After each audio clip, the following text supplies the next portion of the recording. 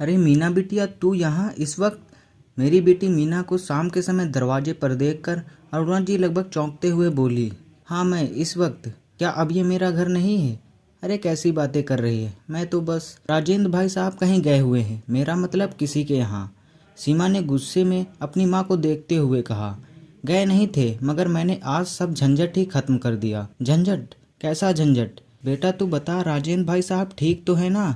घर में घुसते हुए सोहन बाबू चिंतित से होकर बोले, जो कि ड्यूटी से लौटे थे। पापा, दुखी कर दिया था उन्होंने, मेरी जिंदगी ही खराब कर दी। सोचा था रमेश जी के बाद मैं उनकी बहू नहीं बेटा बनकर सेवा करूंगी, मगर कभी कुछ तो कभी कुछ आए दिन मुझे दुखी करते रहते थे।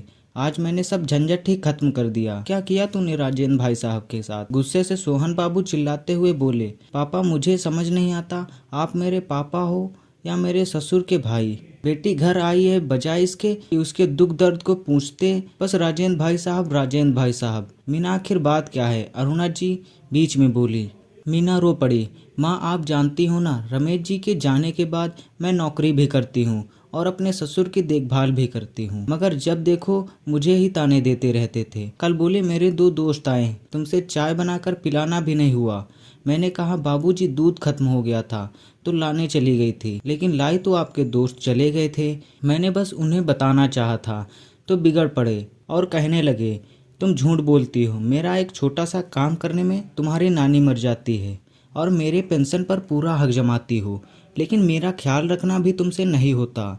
इससे तो अच्छा है मैं वृद्धाश्रम चला जाता, वहाँ अच्छे से रहता और अपनी सारी पेंशन अपने ऊपर खर्च करता। माँ, उन्होंने मुझ पर पेंशन का ताना मारा। उनकी पेंशन जितना आती है उससे कम खर्च है क्या उनके? दुनिया भर की रिश्तेदारी और ऊपर से या बीमारी का खर्च, ऊपर से सवेरे शाम किचकिच।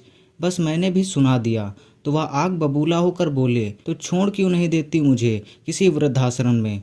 इस घर से अच्छी तो जिंदगी किसी वृद्धाश्रम में रहेगी। तंग आ गई थी मैंने भी गुस्से से कह दिया। हाँ चले जाइए ना, कौन रोकता है, कुछ तो शांति मिलेगी मुझे।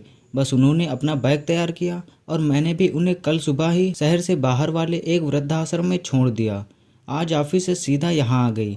हे भगवान, ये तूने क्या पाप कर दिया बेटा? कल वापस घर गई थी तो मुझे उनकी कोई कमी महसूस नहीं हुई। क्या घर के बुजुर्ग अपने बच्चों पर बोझ बन जाते हैं?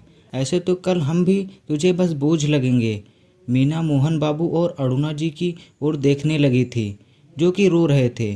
फिर उसे बीती हुई शाम याद आई। जब वह घर पहुंची तो घर एकदम शांत था। जब वह पानी पीने के लिए फ्रिज खोलकर बोतल निकाल रही थी तो बाबूजी की आवाज़ कानों में गूंज रही थी।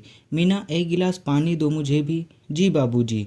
मगर वहाँ कोई नहीं था। उसे अकेलापन खल रहा था। सचमुच बाबूजी तो चले गए थे, साथ में घर की खुशियाँ भी ले गए थे। तुझे पता भी है राजेंद्र भाई साहब तेरे साथ ऐसा बर्ताव क्यों करते हैं? मुझे बताया था उन्होंने। मेरे मना करने के बावजूद भी वो कहते थे मीना मेरी बेटी नहीं बेटा है, मगर मैं अपने लिए उसकी ज़िंदगी बर्बाद नहीं कर सकता। वो मेरे जीते जी दूसरी शादी नहीं करेगी, साफ साफ मना करेगी।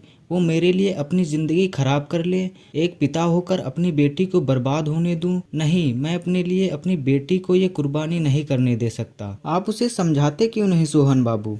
मेरी कुछ सुने तब तो समझाओ ना उसे। वो कहती है कि आप उसकी जिम्मेदारी हैं तो उसे ही ये जिम्मेदारी उठानी होगी, और शायद इसीलिए वो तुम्हारे साथ ऐसा बर्ताव करते हैं ताकि तुम उनसे परेशान होकर दूसरी शादी कर लो। हे भगवान, कहते हुए मीना तेजी से अपना पर्स उठाकर बाहर की ओर दौड़ी। वो लगातार दौड़ती रही। आश्रम पहुंचकर जैसे ही उसने बाबूजी को देखा तो लोक लाज भूलकर ऐसे गले लगी जैसे बचपन में मेले में बिछड़ने के बाद मिलने पर अपने बाप को गले लगी थी। मैं माफ़ी के काबिल तो नहीं हूँ बाबूजी, पर मुझे माफ़ कर दीजिए। नहीं बेटा, तुम मुझे माफ़ कर दो। मुझे लगा था कि मैं तुम्हारे साथ बुरा बर्ताव कर मैं तुमसे दूर हो जाऊंगा, मगर ये बूढ़ा अपने बेटे को तो खो चुका है, अब अपनी बेटी को खोना नहीं चाहता। कहते हुए राजेंद्र बाबू फूट फूट कर रोने लगे। कभी मीना उनको तो कभी राजेंद्र बाबू मीना की आंखें पोंछते हुए एक दूसरे को चुप करा रहे थे। वहीं दूसरी ओर थोड़ी दूर पर खड़े सोहन बाबू और अरुणा भी भीगी हुई पलकों को साफ करते हुए मुस्कुरा रहे थे। दूर खड़े सोहन बाबू और अरुणा भी पास आ गए। सोहन बाबू ने राजेंद्र जी को गले लगाकर बोला, आप तो मुझसे बढ़कर पिता का कर्ज निभा रहे हैं। अरुणा ने सीमा को गले लगाया और बोली, बेटी मुझे तुम पर गर्व है। तुमने बहुत अच्छा किया जो तुम राजेंद्र जी को वृद्धाश्रम से घर ले जा रही हो।